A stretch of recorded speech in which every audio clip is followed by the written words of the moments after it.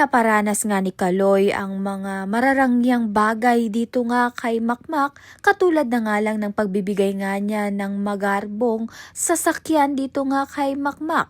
Kaya naman nga tuwang-tuwa nga itong si Makmak at hindi nga siya makapaniwala na may sarili na nga siyang sasakyan. Kaya naman nga't excited nga siyang ipakita nga ito sa pamilya nga niya.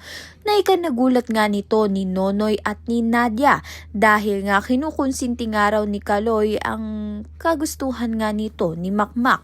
Subalit lingid nga sa kaalaman nila na pinahuhulog nga lang ni Kaloy itong si Makmak sa kanyang mga patibong. Na mas tumatagal ay mas lumalaki nga ang ulo nito ni Makmak at napapabayaan na nga niya ang kanyang sarili sa pagtitraining nga sa pagbaboxing. Subalit upang matapos na nga ang lahat ay kinausap nga ni Nadia itong si Kaloy na itigil na nga ang pagbibigay ng mararangyang bagay dito nga kay Makmak dahil ayaw nga nilang mabaon sa utang. Tila nakakaramdam na nga itong si Nadia sa masamang plano nga nito ni Kaloy sa kanilang pamilya. Kaya naman nga't yan at iba pa ang dapat nating pakaabangan. Maraming salamat sa iyong panonood.